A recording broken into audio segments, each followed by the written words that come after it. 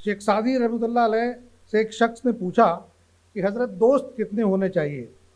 शेख सादी ने फरमाया ज़्यादा से ज़्यादा एक।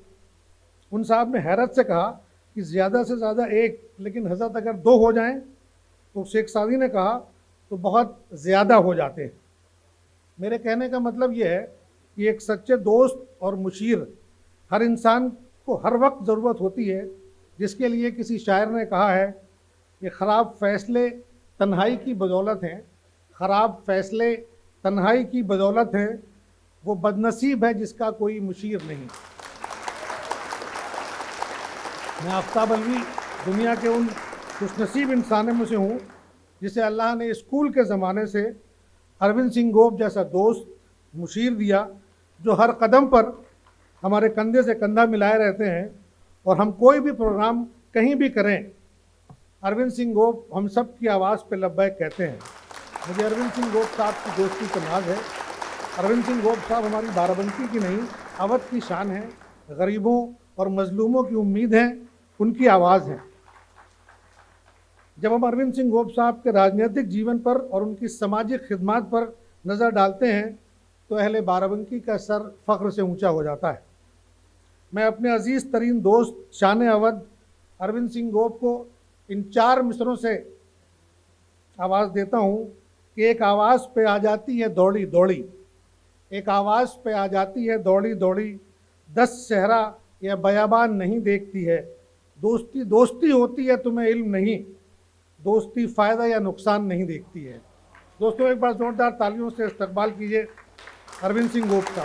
मैं शहाब अनवर अलवी और आफाक अली साहब से गुजारिश करता हूँ कि वो आएँ और बुके और देके गोप साहब का इस्तकबाल करें।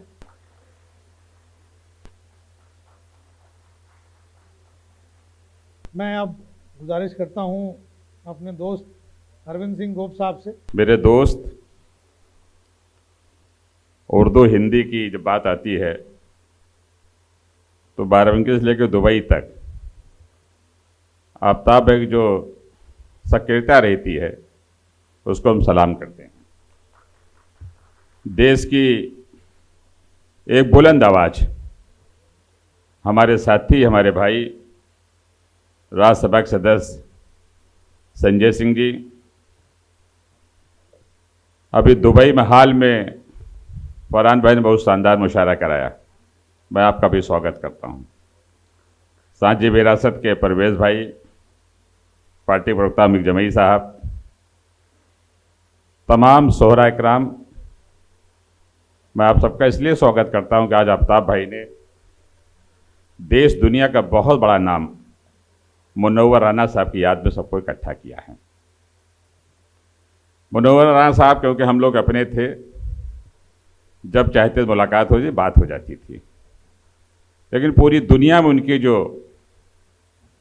सोच थी लोगों की, बड़े कम लोग ऐसे हैं जो अपनी जुबान से पूरे देश पे राज करते हैं, उसमें मुनव्वर साहब एक थे।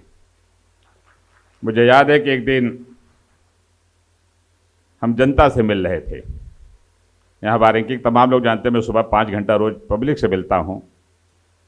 जब सबसे मिले तो अंतिम लाइन में एक व्यक्ति बैठा था, हमने कहा अब तुम अपना काम बताओ। तो कहा मुनव्वर राना साहब ने भेजा है और आप बात कर लो।